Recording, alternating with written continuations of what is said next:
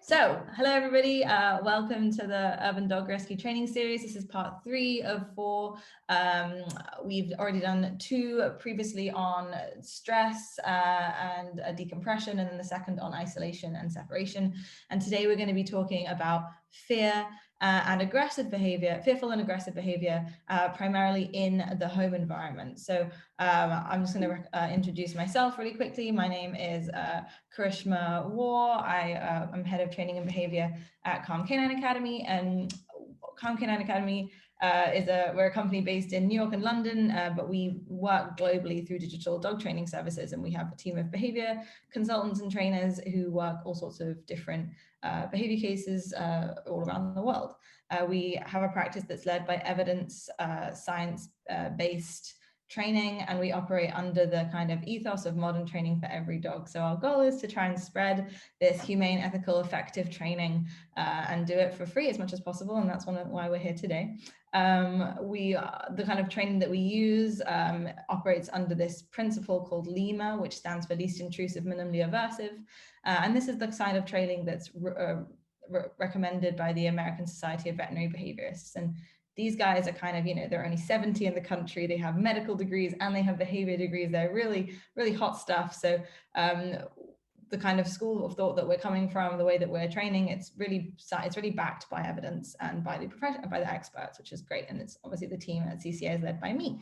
And I have a few different qualifications, and I'm literally constantly in a someone of my loved ones have said obsessive way, gaining more qualifications. So I do try to bring you guys the most up-to-date information, and that's kind of my job, as I want to liaise and give you guys the best information to help you be more effective carers. And that's, some of you guys will be fosters, some people who will be watching this talk will be rescue staff, and others just volunteers at the rescue. But all of you are going to encounter dogs that show fear and aggression, and lots of you, particularly if you're bringing the dogs into your home or you're advising fosters on how to care for dogs in their home, could really benefit from having some of this information from me, because me and my team often see dogs post-adoption process. And so we do see the fallouts of when things are not done appropriately for those dogs. It can become very difficult. So I'm glad to get you guys at this point in the dog's journey. You guys are so important. I always call fosters and rescue staff like the behavioral first responders. You're like the paramedics on the case. When we're dealing with fear and aggression, it can feel like an emergency. So it's not an unfair comparison. So just quickly to get us understanding the goal of today's session, this webinar is going to briefly overview the topic of fear and aggression in fosters or recently rescued dogs. So I say briefly overview because obviously, we know how complicated and individual and, idiosyncratic our dogs are, just like us. And like anyone who works in behavior, there are always a million and one ways I could answer every question. So I'm going to try and give you guys what I think are the most important things. So I aim to relay necessary behavioral concepts, just to understand the dog and what's going on, and then to ease this dog who's decompressing from quite probably a stressful few months, maybe years, into this new residential environment. And I say residential environment because lots of us, this session is with Paws, but lots of other fosters as well for different rescues, all work in big crowded cities like New York City, London, Boston, LA, those sorts of places. And these are really, really, really intense environments, and the apartments that these dogs tend to go in are quite small. So it's really quite different to what we might be experiencing outside of these specific urban environments. So I'm really focusing on this unique facet, this urban environment, this decompressing dog, this dog that we see so frequently. And a quick disclaimer, because we are working with fear and aggression, there is no cookie cutter approach to complex behavior concerns, and this by no means intends to kind of project that. I'm really trying to hammer that home, that what I'm trying to give you guys is basic information that you can apply, but by no means is there one size fits all. And if we're seeing serious aggression that is by any means dangerous, if there's at all a safety concern outside of the kind of things that we discussed today, I mean, I'm only going to discuss quite minor things. If things are getting dangerous, you really need to call a professional. And I'm sure your rescue can help you get in contact with them. I often do sessions with my Paws fosters. Yeah, so it does intend to provide rescue staff volunteers with the appropriate information to care for dogs safely and to do the least harm. And that's kind of like the LEMA thing, the least invasive, minimally intrusive. That's the dog trainer behavior version of do no harm for the medical doctors. So that's kind of my goal here is to show you guys how you can adopt some of these things.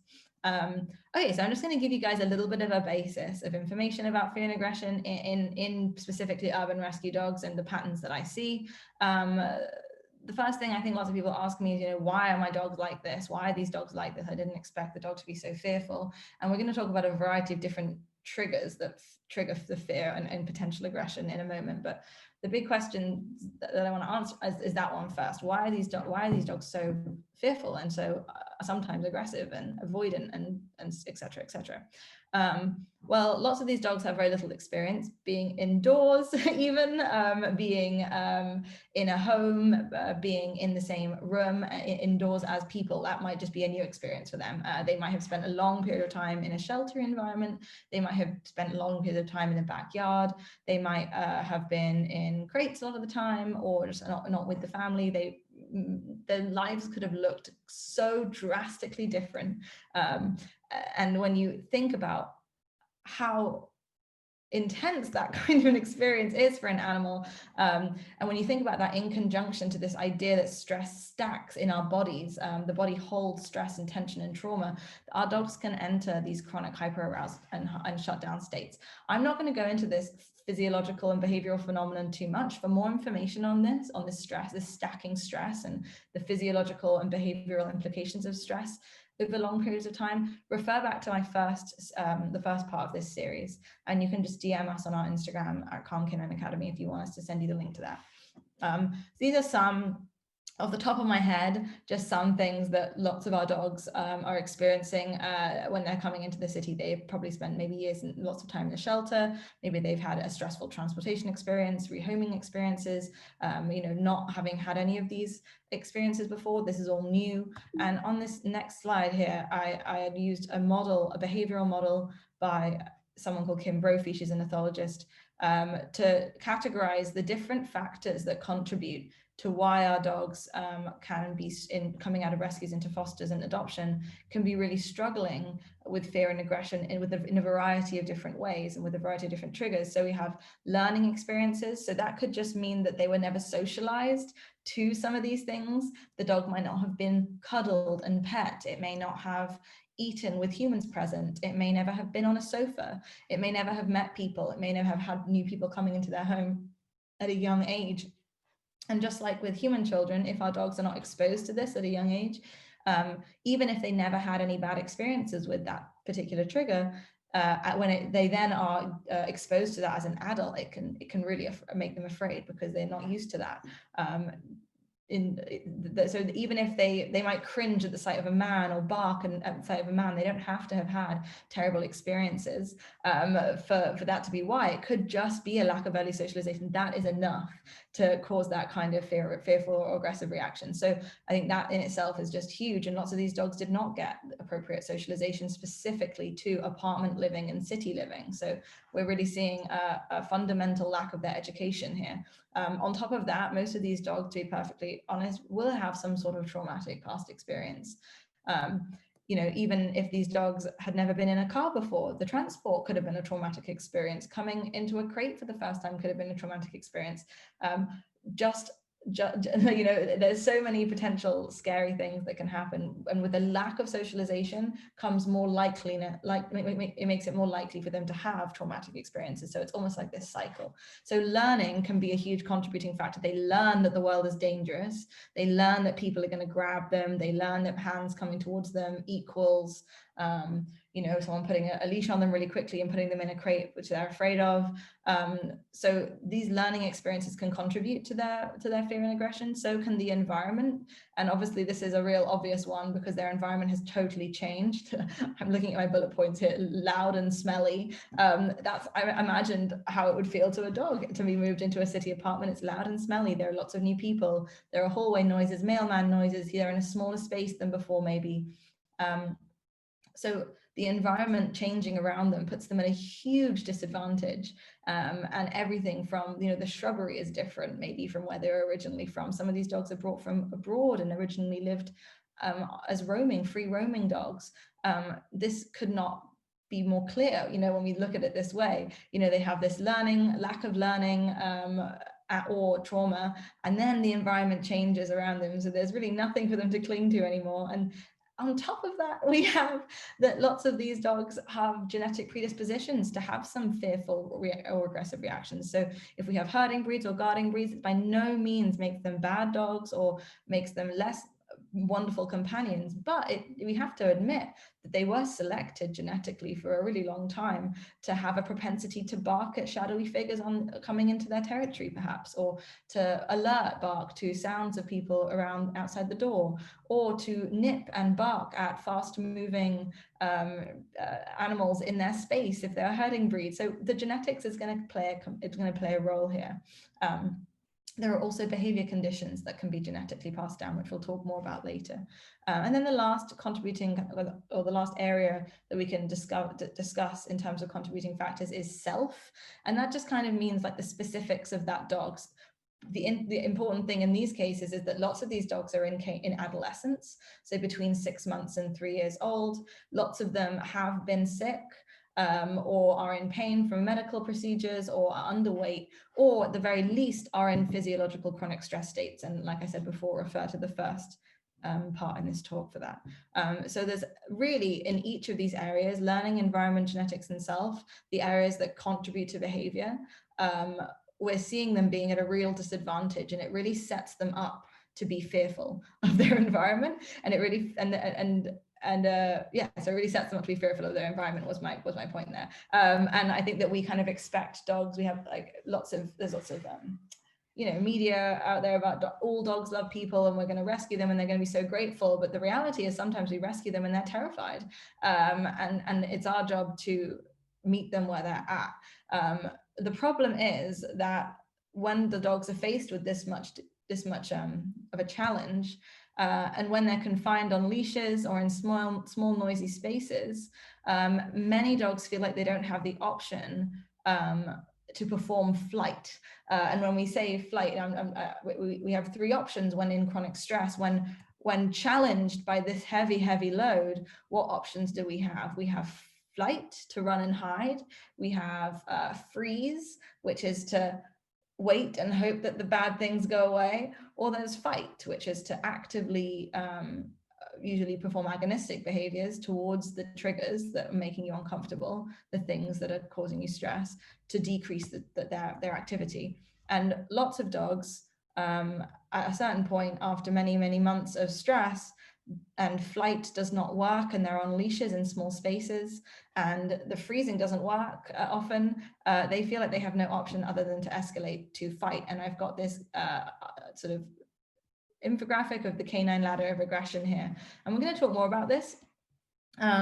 But this is a really useful infographic to have in your head, that before dogs do perform aggressive behaviors like biting and snapping and growling, they perform avoidant, often fearful behaviors like blinking, yawning, licking noses, which are classic self-soothing behaviors, turning their head away, literally saying, no, thank you, I'm not interested in that trigger, or trying to move away, or like pull their face away or their ears literally away from the trigger. So they perform in this green and yellow zone a whole bunch of avoidant behaviors that we can kind of categorize as flight freeze behaviors.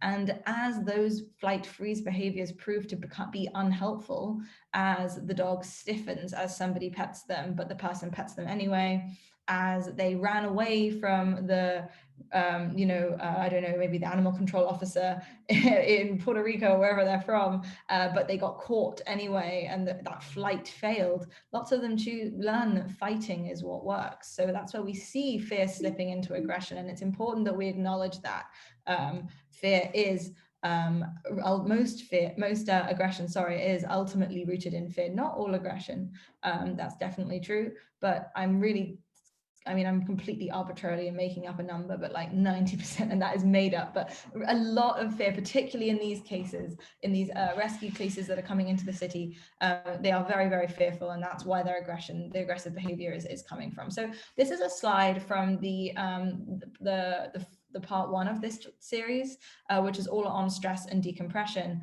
And a large part of that is schedules and boundaries. And before I went into anything, I just wanted to put this slide here because it's really important that these dogs get the schedules and the boundaries, because as we just noted, everything about their environment has changed. And so they need that consistency. And I really recommend you go and watch that first one. But for now, these are some good ideas of schedules and some boundaries that you can have with your recent rescue or foster pup. Regular sleeping and wake times, like sections of enrichment throughout the day, often at least in the morning and the evening, so that they know, oh, I got an hour in the morning and the evening to play with them, to, you know, do training and play or go for my walk or whatever. Lots of solo projects, which we discussed lots in that part 1, and enforced naps to make sure they're sleeping throughout the day, and boundaries like not being allowed on the couch, not sleeping in the bed, being confined and ignored during meal times, having some sort of control and management while they're eating, so that their food is not loose. We're going to talk more about that in a minute. Not to approach a sleeping or eating dog, and not to take a resource from the dog without trading up. Again, we're going to discuss this more when we talk about resource guarding, but just these are basic rules, basic schedules and basic boundaries that need to be at the foundation of any plan to care for a fearful or an aggressive animal, particularly one that has no training history, right? So just I wanted to caveat everything with this slide and just have you guys thinking about this as we go through this. So when we're looking at fearful and aggressive behavior, let's just ask, will punishment be an option for us right now? It's often recommended when dealing with aggression and fear to show the dog that you're in charge. Words like alpha and dominant and stuff like that are often used. These kinds of training methodologies are usually based on misinformation. We don't really train that way. We have better ways of handling these behavior concerns now.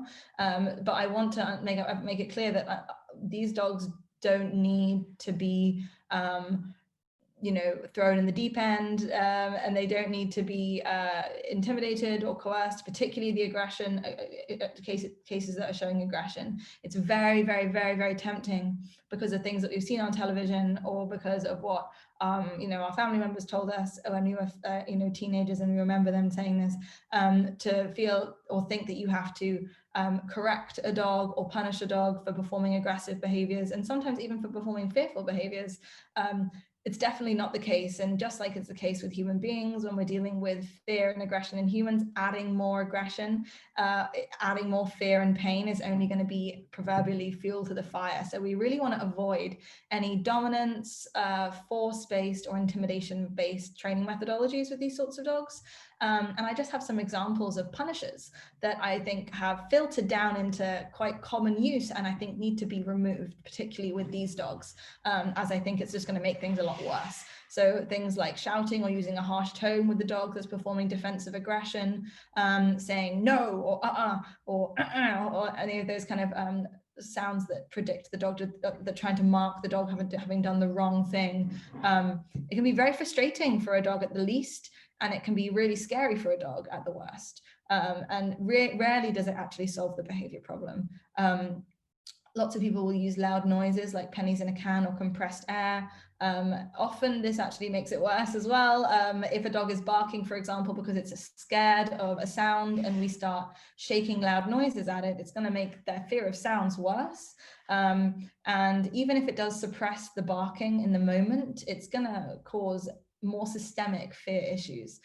So loud noises, leash jerks, painful equipment like e-collars, prong collars, choke chains, or things like alpha rolling, where you have to roll, you're told to roll the dog on their back and stand over them. These are all things that are probably going to make any aggression or fear issues much worse, because it's adding more aggression and fear, right? And when your dog is behaving aggressively because they're scared, and we apply more pain, they're going to be more scared. And even standing over a dog to intimidate or physically manipulating a dog. Like I'll see lots of owners pulling a dog's head away from looking at something that it's scared of. And that's, if you wouldn't do it with a child, we're not going to do it with a dog. That's kind of the basic rule. If it's not going to be helpful with a child, it's not going to really be that helpful with a dog. Actually, that's not always the case.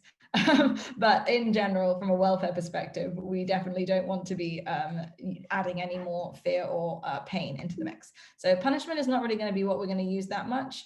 Well, there you go. I forgot this slide. Sorry. And then the second thing that we're not really going to use too much either is flooding. And flooding basically just means prolonged exposure therapy. If you guys came to the second part of this course, which is about separation, we would have talked about flooding in that context too. But it's kind of this training method people use where we say, oh, they'll just get used to it. And sometimes it works. But for lots of these rescue dogs, like we discussed, we looked at that, learning environment, et cetera, and we see that they're really set up at a disadvantage. They're not really set up at an advantage. It's kind of like you run a marathon, you get beat up, and then you throw you in the deep end of the pool and go on, you learn to swim now. And they're like, what? Oh my God, really? So I think that sort of slightly crude analogy does make it a little bit more easy for us to understand how things like approaching a cowering rescue dog and petting them, or forcing a rescue dog to eat out of a stranger's hand, or only feeding a dog if they're eating from your hand, picking up on petting a dog that's trying to move away from you, kissing, hugging dogs, that kind of stuff. For lots of these dogs, that can actually be too much. For a for a dog that was not set up to sort of be unsuccessful in so many ways just by bad luck, they would probably be able to handle all of these things. But lots of the things we're going to talk about, and the fear and aggression we're going to talk about over the next sort of 45 minutes or so, it's quite normal stimulus that the dog is scared of, right? But to them, it's not normal. And so we need to be careful with setting our expectations carefully with these dogs, acknowledging their limitations, looking at, all the things, the genes, the environment, the learning, the self, all of these things that really do not set them up for success, and say, they need time and space to decompress, and they need people who understand what they're going through. So that's really what our goal is here, is to get a really thorough understanding. And what you will notice is that I don't give you guys very many behavior modification techniques in this seminar. And I haven't really in any of my seminars given too many behavior modification techniques. And that is because with foster dogs and recent rescues, it's just not the time. It's like that. And like that analogy I had, they ran a marathon, they got beat up, they took an exam, and now is not the time to try and get them to unpack their trauma. Sometimes we just need to be able to manage a situation safely, not cause more harm, and let them decompress. And I'm going to give you guys some techniques, but the reality is, you probably will need to seek more holistic integrative behavior therapy. So dog will have to do basic manners and all sorts of things. So for now, we're really working on the basics. We don't want to make it worse. How do we prevent behavior problems from occurring? So let's go into our first instance of fearful and aggressive behavior. And in this instance, it's mostly going to be aggressive behavior. But then the behavior problem is resource guarding. So lots of our dogs, I'm just going to quickly check the chat if anyone's mentioned anything. No, okay, good. Lots of our dogs who are coming, not lots of our dogs, but some dogs who are coming out into fosters or rescues will show this sort of aggressive behavior surrounding resources. I mean, any dog can show this behavior. And the motivation of the behavior is to increase the distance between the individual and the resource. And the ultimate goal is to control access to that resource. So let's think about what dogs can guard, what dogs can consider resources. Food is an obvious one. Furniture and space, so that prized spot on the couch or their dog bed or their crate. People, a prized guardian perhaps. Toys, empty food bowls and food toys, things that are associated with food, often get trickle-down effect. Food chews, so this can be like bones or bully sticks, or it could be a kind of nyla bone or plastic bone or something like that. Dogs can guard rooms as well, so that kind of goes back to the space one, but I just wanted to get you guys thinking about all the different kind of things in the environment. And then finally is, and frustratingly, really anything they find valuable. And these are probably the most likely items because they're the things the dogs pick up quite frequently. So sticks, leaves, trash, Q-tips, that kind of stuff. And yeah, so the behavior we usually see is a dog performing agonistic behaviors to get someone to move away. We're going to talk a little bit more about that in a second. But I just wanted to talk really quickly that resource guarding, and some points about resource guarding that's really important, I think, to understanding the behavior, is that resource guarding is believed to be heavily influenced by genetics. It's also let me go back to that first point before I move on, actually. Being heavily influenced by genetics basically means that it gets passed down genetically that's what we tend to think. And it's not certain, but the studies are really showing that that's what we're seeing. That's what we're seeing, basically. And so what that means is that they don't have the choice half the time. It is kind of hardwired. Not that we can't train them to and change their associations and make them feel better. We can, but it's just quite a normal thing for them to practice if someone tries to take their resources. It's additionally a natural response, animal response to stress. And I've been saying to people, if you guys ordered a bunch of toilet roll and cans of beans when the pandemic hit, you experienced the propensity to resource guard when the environmental stresses increased. And that's exactly why our dogs are also more likely to be resource guarding when in foster care or recently adopted. It's also increased, the likelihood is increased if the dog lacks nutrients or is underweight, which is quite often what we see. And that also can be increased if it's handled incorrectly. So often sort of heavy-handed training methods can increase resource guarding. And I wanted to watch this video together so that we can see how that is the case.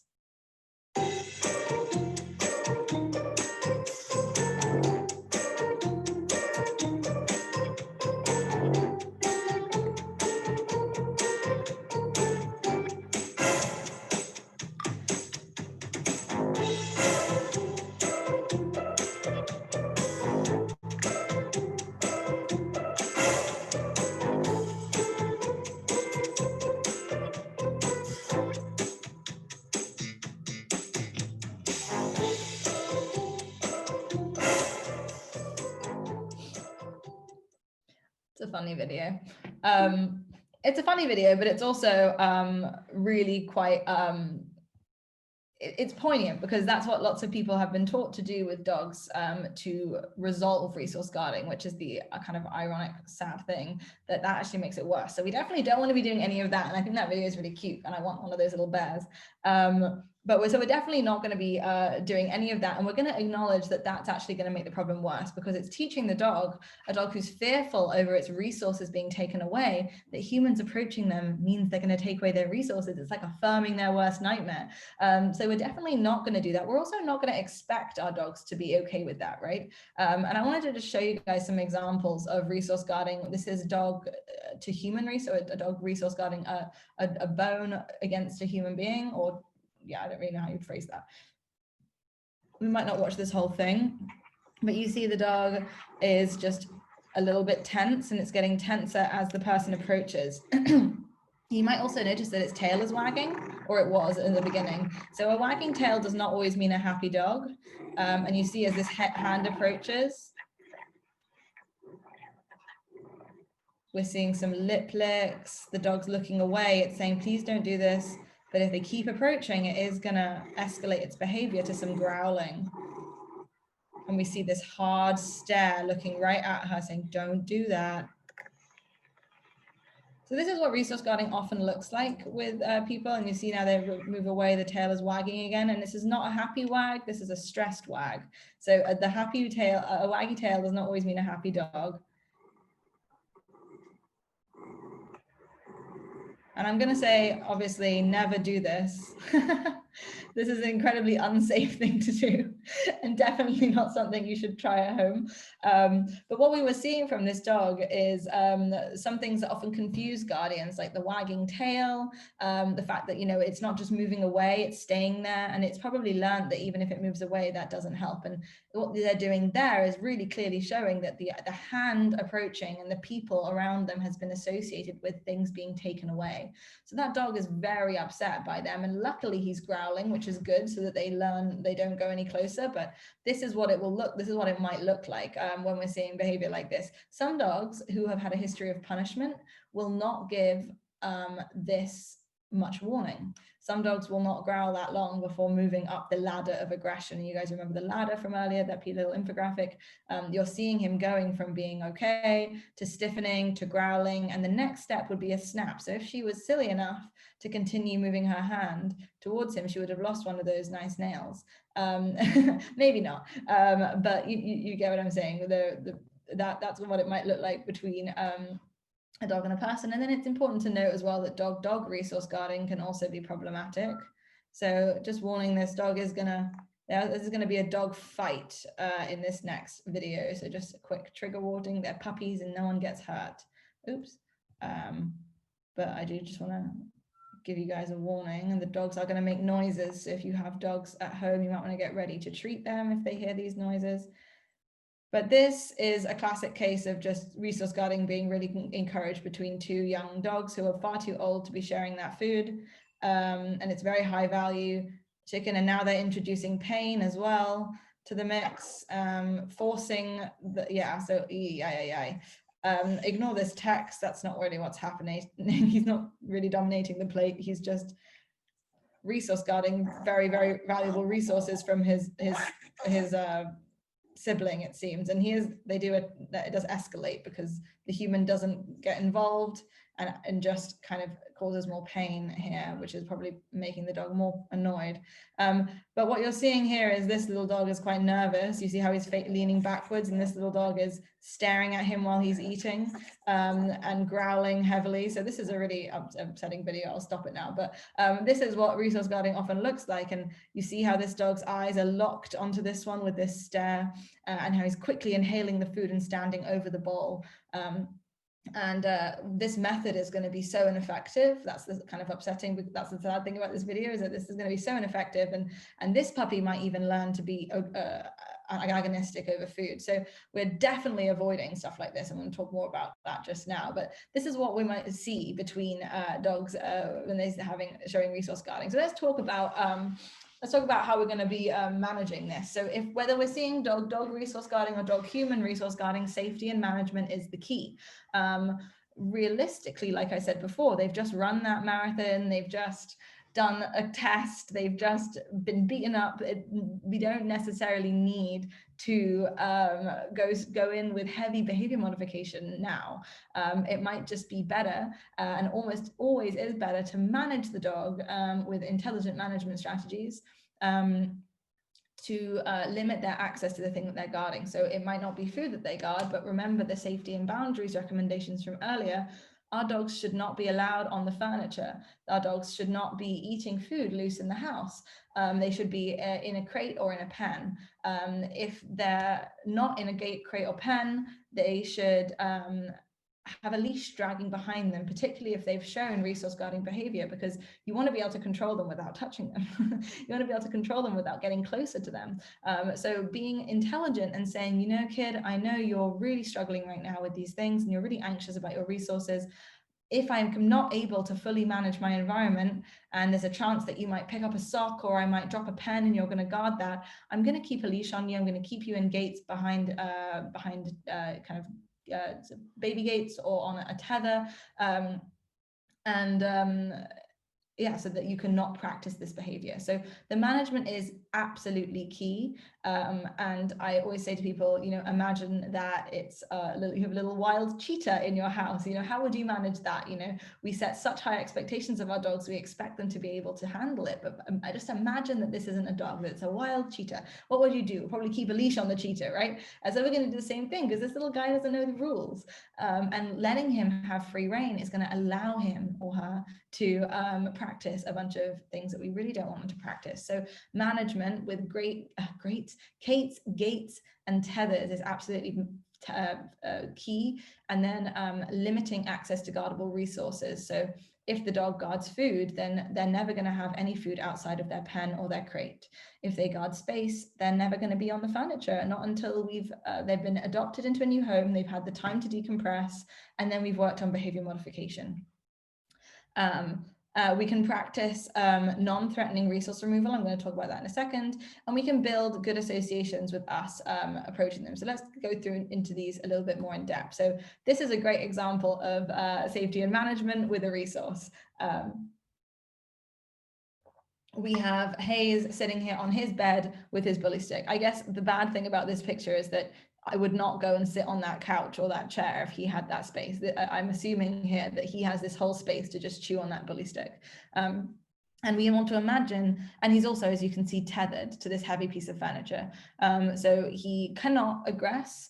Everyone is going to keep their distance behind this line. And this is what this is in Gemma's house, our head of client relations at CCA and operations. And this was where we'd put him to do his chews.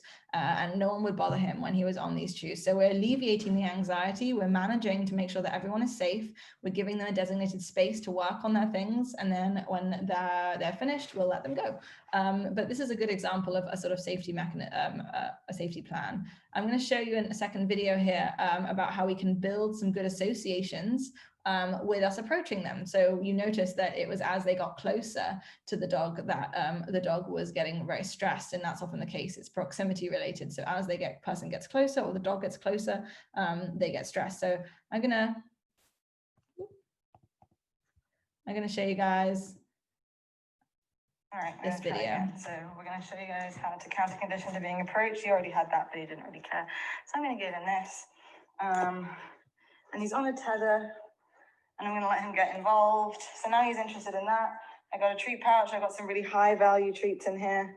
And only a few times while he's eating this, I'm going to approach him, toss some food from afar, and then walk away. And then I'm going to let him do his thing again. And my dog's here. Hello. Do you want something too? Can you go to your crate while he eats that? Go on. Good boy. There you go. Oopsie. You have that then. And then I'll do it again. So we're going to approach again. See that little tail wag this time. Giving him some good things. I'm actually going to drop some more. And I'm going to go away again. So this is how we counter condition, right? This is how we show them that they don't have to worry about us if we're approaching them. If I needed to get that off him, I would get the most exciting thing that I could find, and I'd probably make a big deal about it. So I'd probably be like, whoa. Oh my God, I'm pretending to eat it. Oh my goodness, and then I'm gonna toss it all the way over here. And while he's taking that, I can pick this up if I wanted to, but I don't really want to, he can have it, so. So that was a kind of silly video, but it's still effective. You can see how if you approach your dog once or twice when they're tethered with a resource and you give them something even better, how they'll soon associate you approaching them with good things. And if you have a small apartment, tossing food to your dog as you walk past them can be a way to help them learn that you're not actually a threat to their resources, that you understand that they feel like they need that, and you're going to let them have their thing, and it's not a problem. And the little thing at the end you saw there was me tossing some food away to get the treat from Hayes, to get that Kong from Hayes, and we call that trading up. And I have another trainer here who's made a brilliant video about trading up, so we're going to watch that together as well. Yes, we're going to. Here we go. Hi y'all, I'm trainer Donna, and this is your Training Tip Tuesday. Have you ever had your dog get a hold of something and play keep away with it? You know, it might be cute at first, but it can actually be quite dangerous if they have a hold of something that they shouldn't. Prevent confrontation and increase safety by teaching trade ups. Trade up is a concept that teaches your dog to actually want to give up possession of things. Your commitment to your dog is that when you ask them to give or hand something over, that you are exchanging it for something even better in return. Start teaching this from a young age or early on in your relationship, and it'll become something that your dog reliably complies with. Pick a trade cue. We're going to use the word give. Give. You can teach your dog what the word give means by saying the word and then offering treats. As your dog starts to learn to anticipate great things after they hear the word give, you can try it out when they have possession of a toy. It's that simple. Be sure to keep this game fun and light by always trading up for something that is more desirable to your dog than the thing that they have possession of. Dogs with a known history of possessiveness or aggression should never play this game and instead seek the help of a qualified trainer. So that disclaimer at the end, it's very well put. Like, if we're seeing real aggression, this might not be an effective strategy. If the dog is very heavily sensitized to the point that they are struggling to even play this game, you do need to seek professional help. So again, I'm really going to hammer that home over this course, because I want to make sure that we're keeping everybody safe. But that being said, approaching a dog on a tether, like we saw in the last video, or trading up for items that the dog maybe hasn't shown a lot of aggression over, maybe you're a bit unsure, this is a really great thing to practice with them if they can be successful, remember. But yeah, so we have a mixture of management, as well in terms of limiting their resources, ensuring that they're safe by keeping them in crates and behind gates and on tethers. And then we can build good associations with them in their confinement areas when they have resources. And we can try practicing trading up if we need to take stuff from them as a method to build good associations with being approached when they have a resource, and in order to get stuff from them, because sometimes you need to get something from them, right? But again, the most important thing here is management, because realistically, we don't want to be taking a million things off them every day. So management is the most important part of handling a resource guarding in dogs. If you guys want these videos, just DM us. We'll send you the PDFs from this this slideshow, and you can get the links to these videos.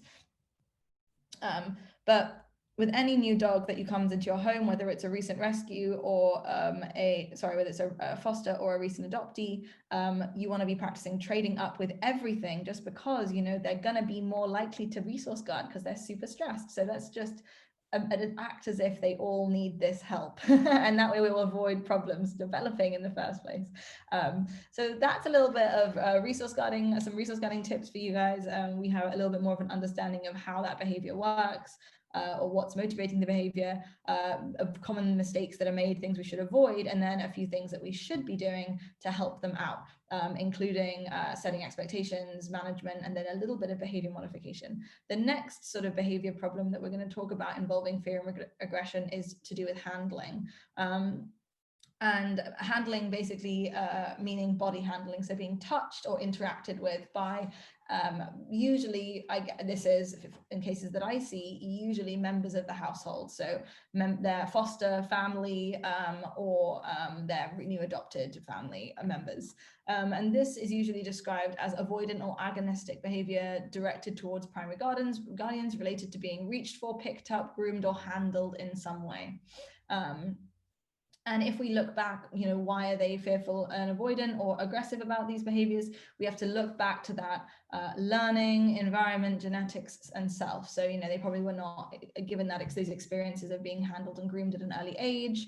They may have had traumatic experiences.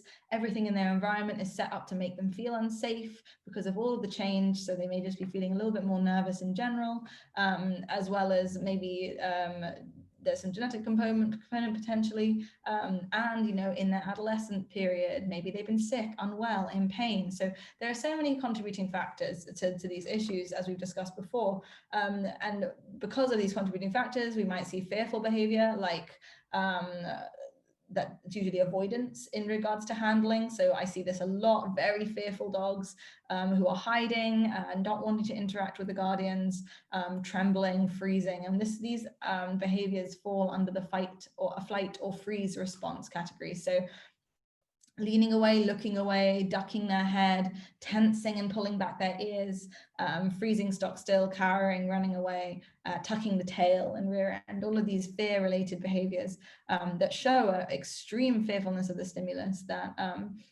is being presented to them, which is usually people.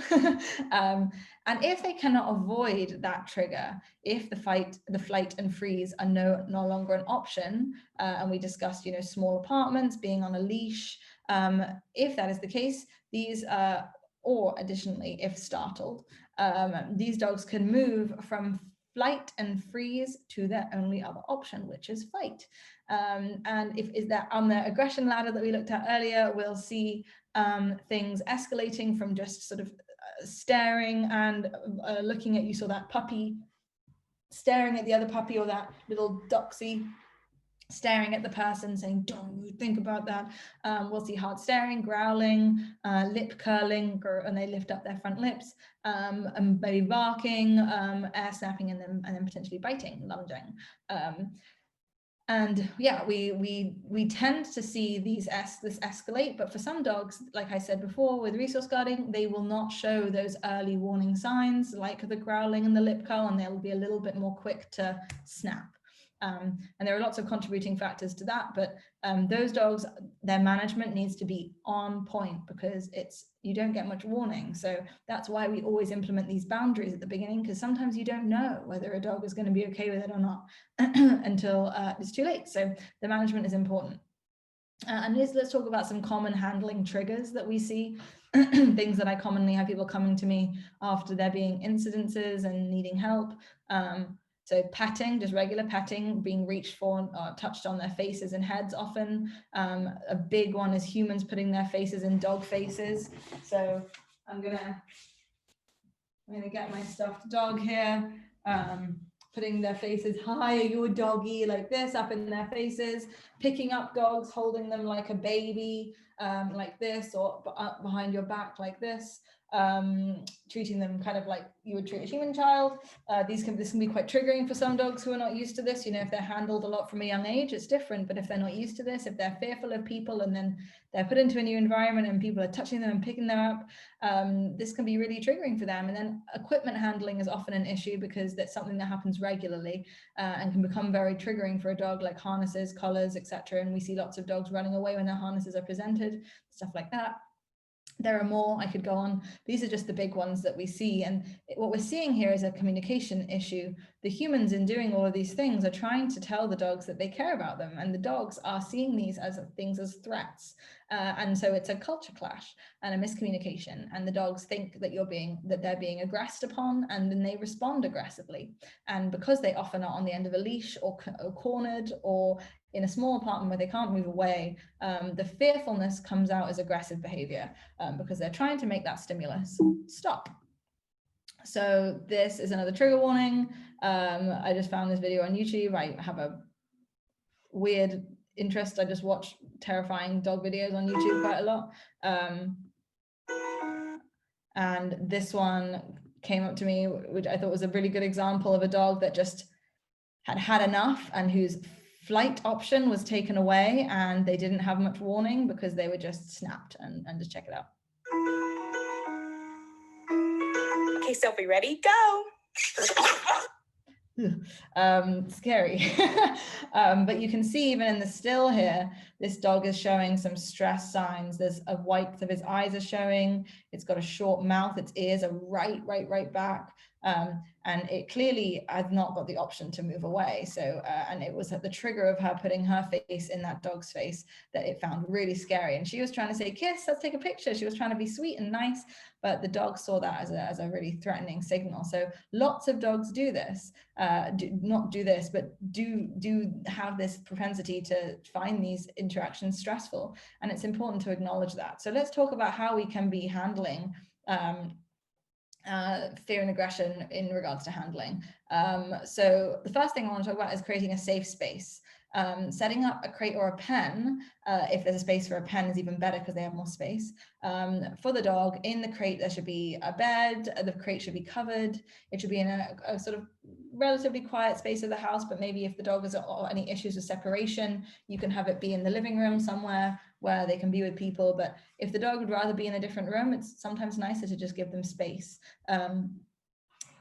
Either way, this is their safe space.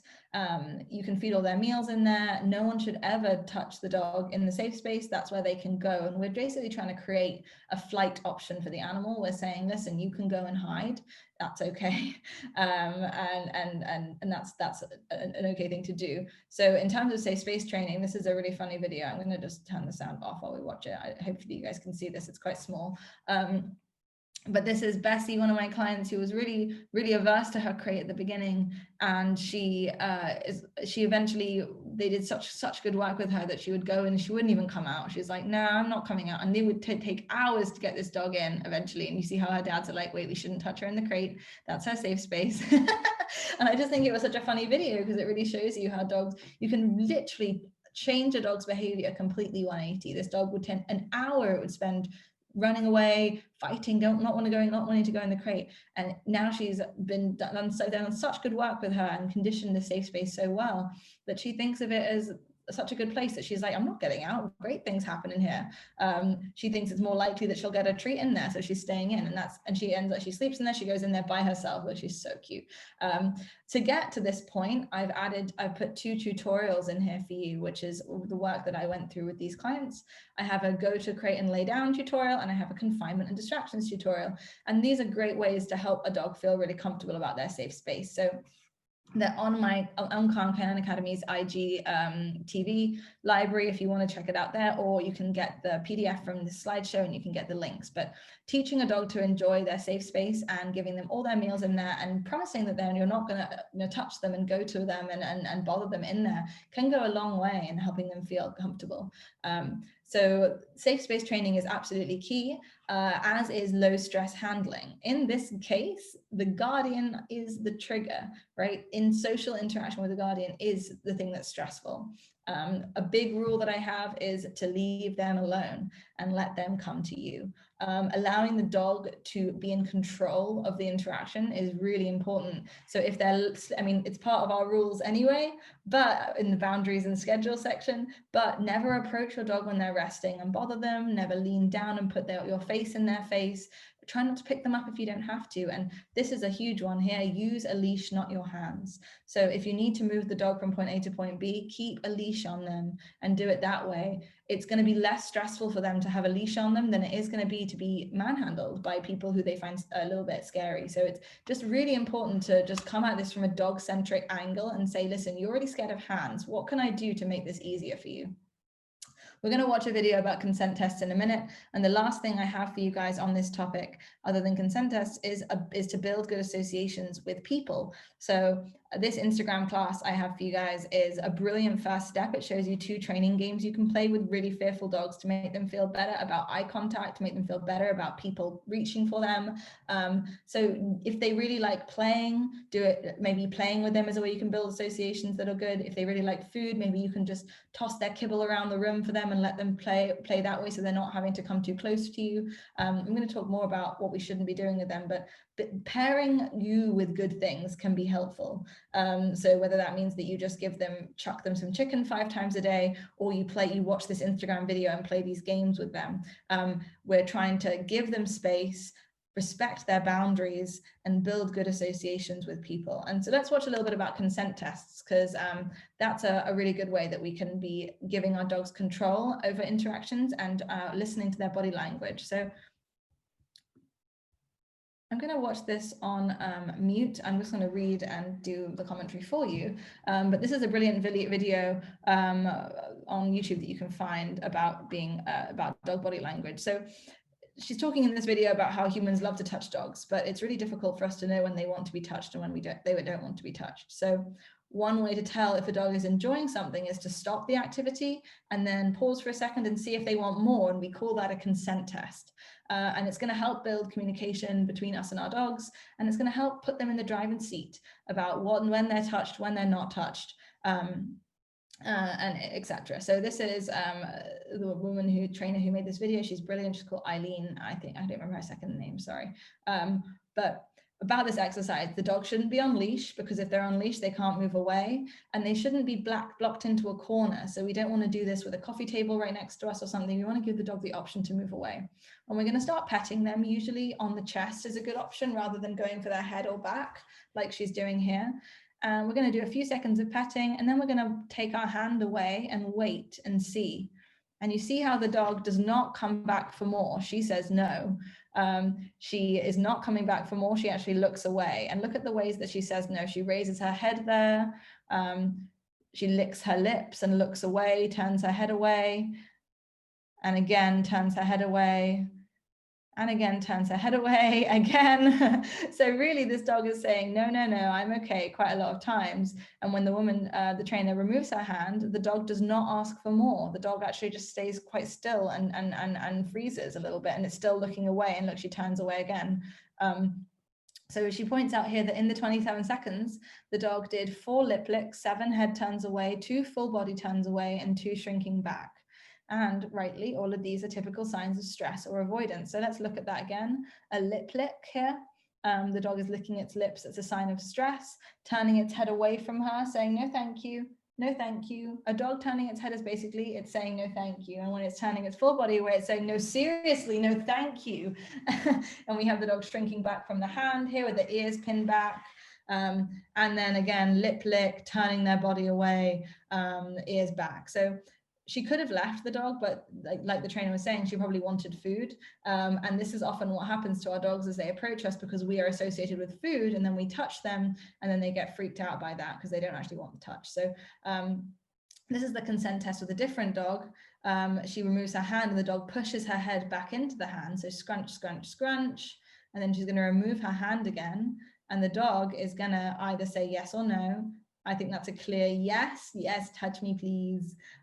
So this is the example of a dog saying yes. And you can see these soft, squinty eyes, relaxed face. The dog looks really, really good in a forward-leaning stance. Really, this is a dog that wants to be pet, saying yes many times. Really happy dog, this. And we have a list here. Squinty eyes, relaxed facial muscles. She invited the interaction. So Summer, this dog, walked up to the trainer, very happy. Hello, I'm a happy dog. So giving them this choice, removing attention for a second, waiting for them to opt back in, it's a really important skill to have when working with animals, because they need to learn that we're going to listen to them if they're going to feel more safe. So I would challenge you guys to practice consent tests with your dogs and with your friends' dogs. Scrunch them a few times if they approach you, remove your hand and see if they ask for more. And let's see if we can be a little bit more mindful about how we communicate with animals in general. It's always going to be helpful. Okay, so that was that was kind of the basic overview of handling related aggression. We're going to be, or fear, we're going to be managing the situation using leashes to move the dog rather than using our hands.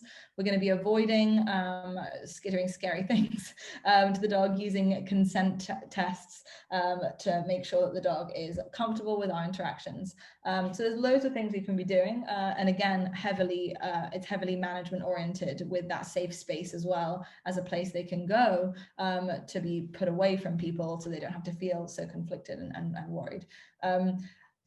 Last thing we're going to talk about is stranger directed fear and aggression. And this also has a territorial component. So a kind of stranger directed and territory related fear and aggression. And this is a really common issue in dogs coming in from more rural environments into the city, because we're packed in so tight. So again, we see that environment is really, they're at a disadvantage there, and their genetics are also a disadvantage, because we have lots of herding breeds and lots of guarding breeds who are very popular as pets, but that can be difficult if an adolescent herding and guarding breed is coming into the city. Again, they're at a significant disadvantage. So we should expect a certain amount of stranger directed and territorial related aggression from some of these these dogs, and we should be proactive rather than reactive in addressing this. So lots of dogs will feel comfortable when strangers enter their space, and this includes people moving or loitering in the liminal spaces like the hallways and the lobbies, people making noise near their perceived territory like the mailman, the UPS man, the building manager. These sorts of people in apartment buildings in busy cities, as well as just neighbors, regular neighbors, can be really difficult for lots of these dogs. There is a territorial component often, but these dogs tend to be a little bit conflicted and wary of humans in general. And they often show sound sensitivity to sounds from the perimeter of their territory as well. If they are worried about people, and if they're worried about dogs as well, we tend to see some sound sensitivity to those creatures moving around the building. And the entrance to the apartment, as well as the lobby and hallways, and just outside the apartment building or the home, can become very loaded areas, and the dogs can become very sensitized to patrolling, they get sensitized to the stimulus around that area, and then they become kind of almost addicted to patrolling or guarding that space. And in lots of our dogs, that can lead to these really chronic stress states where they're not sleeping properly.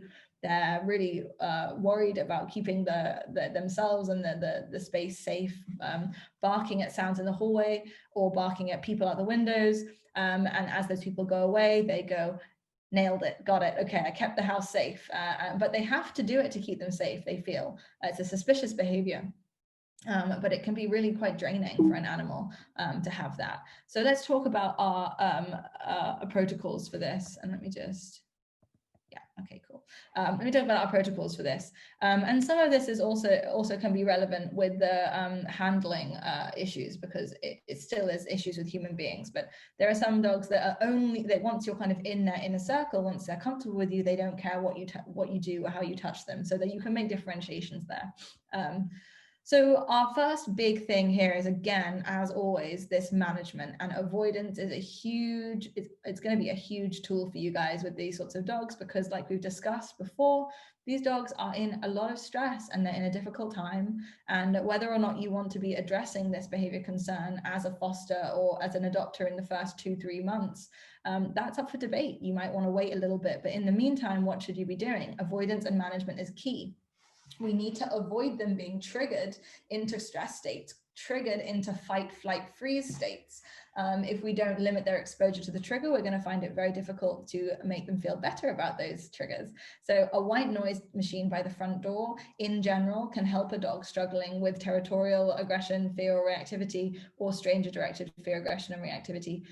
It can help muffle the sounds from the perimeter of their territory, make them feel a lot better about people moving around, because they're not constantly being triggered. If you can't do a white noise machine, limiting their access to the front door can be an option too, and particularly when having to perform activities like answering the door for packages and mail, if the super is coming over, if you're having someone quickly come in to check the meter, the dog should be put away in a back room, a white noise machine should be put on, there should be music on so they can't hear what's going on, and we really try to avoid exposing them to the stimulus of someone entering their space as much as possible. So really avoid making them have to watch people coming in during this difficult time. That's not the time. This is not the time to be dealing with that. And to be realistic, I think it's important to be prepared to avoid having guests over. If you're fostering or adopting a dog that you know has some fear and aggression issues, particularly with strangers or the territory, it might be best, and when you eventually do seek out a professional trainer's help, if the dog is with you for good, they might advise that you don't have people over for a few weeks, a few months, depending on how the dog does. But I think that's definitely something to be considered. For some dogs, it's just not an option at the beginning, and I think that's something that needs to be said. So avoidance and management is going to be key. And I guess another part of avoidance and management that I haven't bullet pointed here, but I should mention, is movement through the building. And I'm going to talk more about this in the last section, which we were going to tag onto this, but as you can see, this is already quite a heavy, it's quite heavy on content. So I wanted to break it up a little bit more for you guys. But in general, when we're moving them through spaces like lobbies, hallways, we want to be moving them quickly with as little fuss during quiet times. So we don't want to be loitering in the lobby, accepting packages. We don't want to be saying hello to friends and family in the hallway when it's very crowded and busy and stressful. We really want to set the dog up for success. So in and out very quickly. I like to feed pretty much the whole way through those spaces if my dog shows any concern.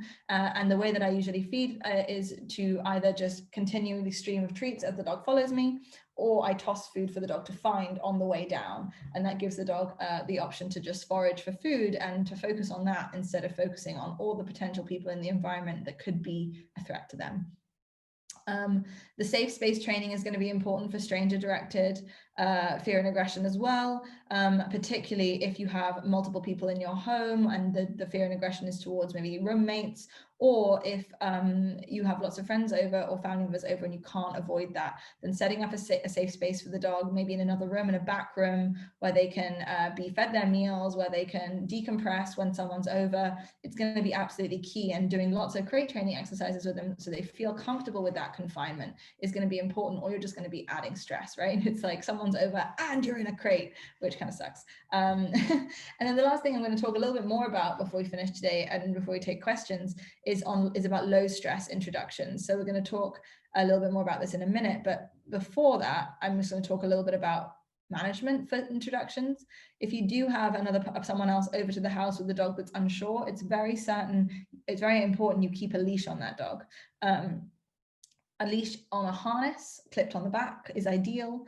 That way you can control the dog and you can keep them safe and keep them at a distance from someone they're not sure about without having pressure around their neck and without having to grab them physically, which can also be very stressful for any animal. So a leash is important. I think it's important to instruct the guests to be as non-threatening as possible. And it's also important to acknowledge that movement from the guest is also going to be triggering. So you might want to have a guest who's primed saying, I'm going to ask you to do some stuff like ignore the dog, like sit down, like be quite still. You're going to be okay with that. And after a few minutes of training, the dog can go back in their safe space if they need to. And then you can talk to your friend and then you can, get them a cup of tea or whatever.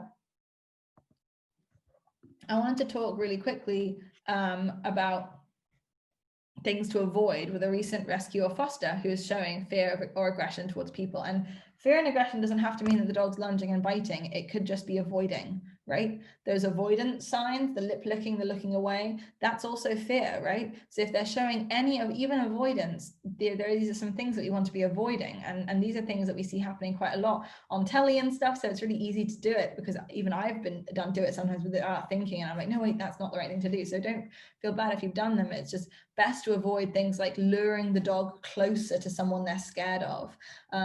Basically telling them it's okay, and moving them towards a person that can actually cause them a lot more stress because they're being forced into an interaction that they feel anxious about. So in any way, pressuring them to interact with someone that they feel uncomfortable with can make this problem worse. As they learn they have to go closer, or they're going to be pressured to go closer into a proximity that they feel uncomfortable with.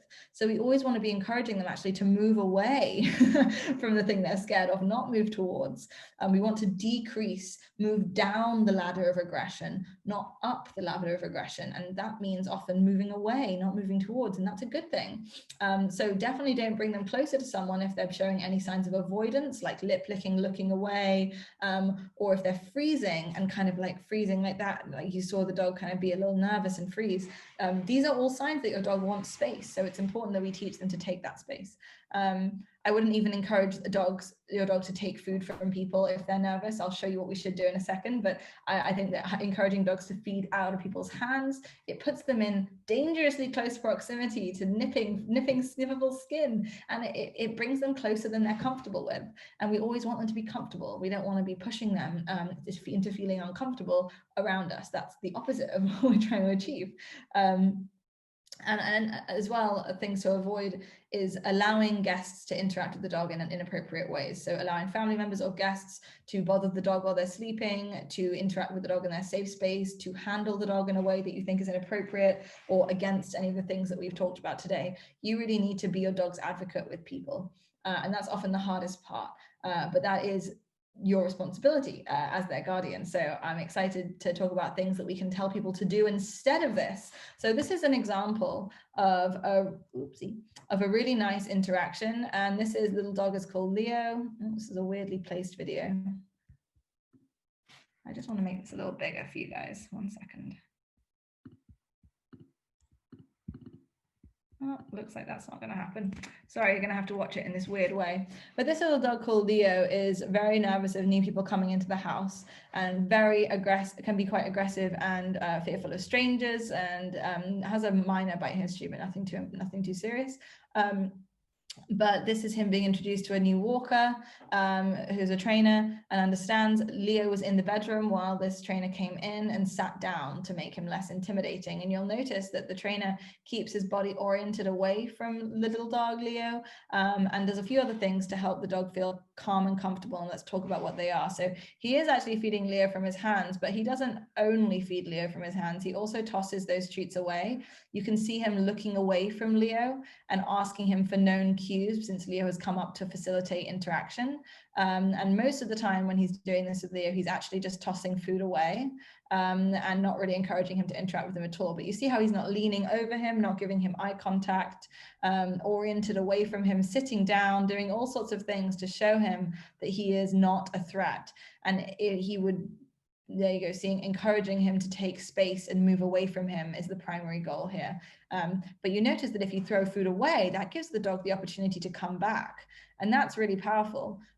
You're not just saying, come on, come on, come on. You're saying, you're kind of playing it cool. And that often makes the dog enjoy the interaction with the person much more. So this kind of treat tossing method, while seated, stationary, and non-combative, not in a threatening, not showing any threatening body, can be really, really, really wonderful and can make dogs feel a lot more comfortable. So I just like this idea as as an example of a low stress introduction. The dog is not watching the person enter the home. The person is already stationary and with food. The dog gets to approach on leash if this is a recent rescue or you're at all unsure about safety, while the person throws food for them to retrieve. And the dog is actually encouraged to take space from the person rather than to go closer to the person. And this is really the best way to get them feeling comfortable in these early stages of their behavior modification.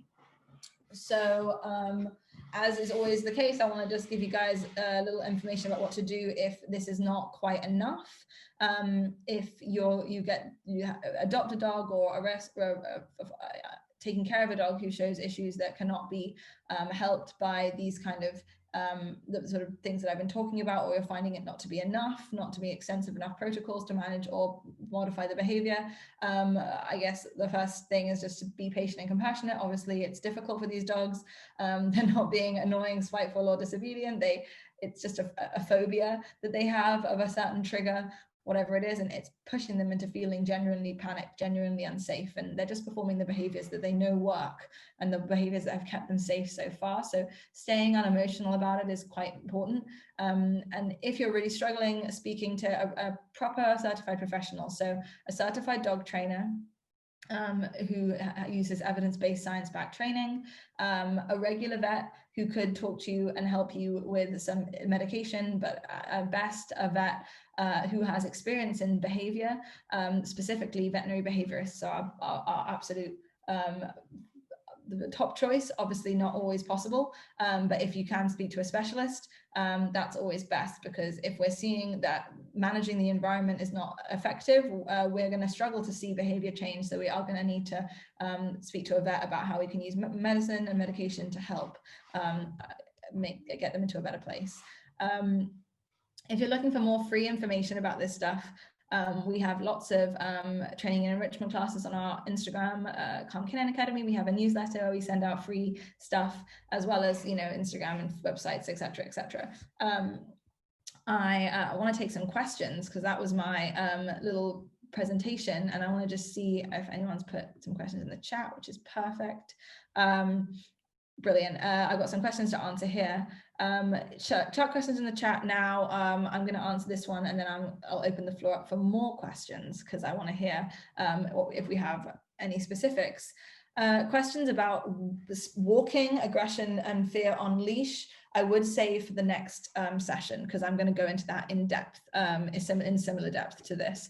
So just save walking questions. Maybe I could address it briefly if you wanted to, but yeah, so I'm just going to answer this one here. So Amanda says, what are recommendations for when we're a few weeks in post-adoption and they've already had access to eating in the bed and sitting on the couch, etc., and now showing more resource guarding around their spaces and biting without, nipping without much warning? That's a good question. So I think that just to reiterate, just to rephrase and say that again, the question is that if we have a case where the dog has gone out to adoption, it's been adopted, and they've had a few weeks with very relaxed management, such as, access to the furniture, access to eating on furniture and in the bed, etc., and then after a few weeks we start to see the guarding developing around those spaces. The first point is that it's quite normal to see that kind of behavior emerge after a few weeks, and we discussed this a lot in part 1 of this training series, about how chronic stress with our dogs, such as shelter stays, transportation, multiple rehomings, etc., can create a behavior suppression or a suppression of behavior, where the dog will not sort of reveal its true nature in the first few weeks. They won't resource guard necessarily in the first few weeks. One, because the resources haven't become valuable yet. They haven't been imbued value. That happens through time and association. But additionally, because they feel unsure about whether it's safe to perform those behaviors. Most dogs will not perform resource guarding if they don't think they're going to win, if they don't think they're going to be effective. And if they're unsure about whether they're safe when they first enter a new home, as is often the case with any animal who is thrown in a completely new situation, they wait a few weeks. So that's why we're seeing it occurring a few weeks in. Those resources are being imbued value, and the dog is getting the confidence basically to express the anxiety it feels around resources and this quite natural resource guarding behavior. The reality is that now that the dog has been practicing that for a few weeks, and now that the dog's not giving us much warning before going straight for a nip, does really change things. Of course, the severity of the bite is going to be taken into account. So if the dog is breaking skin, the protocols are going to be different, and I probably would recommend muzzle training that dog, changing a lot of things probably, and maybe speaking to a professional to get a specific training plan in place for that dog. But the first thing is that they're going to have to limit their access to the regardable resources. So that dog does need to not be allowed on the bed anymore, not be allowed on the couch, and not be given access to spaces that it might guard. So food will be going in the crate from now on if the dog is not crate trained or crate phobic. It should be in a pen or on a tether with people at a sufficient distance. If we're seeing significant behavioral problems from those management tactics, then we're going to have to readdress it and think about what there is in the environment that we can use to help manage the behavior. Because if that dog's being triggered into those aggressive reactions daily, weekly, even, it's going to be very difficult to make progress. So definitely the first thing to do for that client is going to be write a list of all the things that the dog's guarding, everything that is guarded in the last few weeks. Now let's get some safety and management in place to make sure that doesn't happen again. So probably chews and bones are all going to go in the crate. The dog's going to be tethered to heavy pieces of furniture on the floor if it needs to be, probably has a leash on it in the house for a while. And would probably recommend seeing a behavior specialist to work on it to make sure it doesn't get worse, and work on things like drop it and voluntary giving up of resources. And at the very least, you can put them in the right direction on the management tactics and safety tactics, and some basic counter conditioning like their exercise, where you approach the dog, give them something good and move away. That might be helpful for food guarding, probably isn't going to be super helpful if you want to be moving to sit next to the dog on the couch. So that's kind of outside the scope, those sort of fine details. But in general, safety and management, implementing those boundaries quite immediately, and then giving them a little bit of information about what to do when the dog is aggressive. So, lots of people don't know when a dog is aggressive that we should back off. Lots of people's first instinct is to punish the growl, is to sort of behave in a way that might actually fuel the behavior, challenge the dog per se, to the resource, because they've been told that that's how they become the top dog. And that's just going to make it worse. That's literally like poking the sleeping lion. Like you're going to make the dog angry, and that's not helpful in terms of changing how they associate what they associate with people approaching them. So they need to be implementing the management strategies. We can start some light behavior modification with some good associations, but we need to make sure that the management strategies are in place. Like the dog needs to be tethered, because every time that dog nips, it's taking significant steps back. And we really want to avoid that being triggered as much as possible. And the lack of warning makes that management all the more serious. So I would definitely recommend that person sees a professional, someone who knows what they're doing with aggression and resource related issues. Were there any other questions from anyone for today? You guys can unmute and ask, or put them in the chat. I just want to give people some space. No? Okay, cool. Brilliant. Well, I think that's everyone's questions. This session was a little shorter because I didn't want to overwhelm everybody. I tend to get quite overexcited about my syllabuses for these webinars and then have to rein myself back in at the end. So that's what's happened. But it's okay. We did a lot of stuff today, and there's a lot of follow-up from this session. So I have the PDFs, the slides from this session that will go out to you guys. And if anyone wants that, you can just either reach out to us at info@calmcanineacademy.com or just DM us on our Instagram. Thank you guys. DM us on our Instagram and we'll send you the resources. And if you guys want any more information about any of these topics, do reach out to us. We have Instagram is a great way to do that, or emails. We have lots of resources that we can give out to you guys for free and push you in the right directions for these things. I don't want to be kind of like a triage for you guys to help you know what the good resources are and what's to avoid.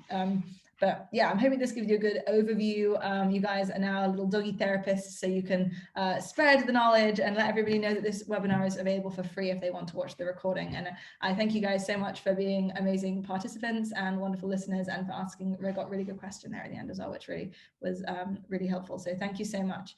I'm going to let you guys go, but thanks for being amazing for fosters and volunteers and staff, and doing all the wonderful work that you do with dogs. They're very lucky to have you in their corner.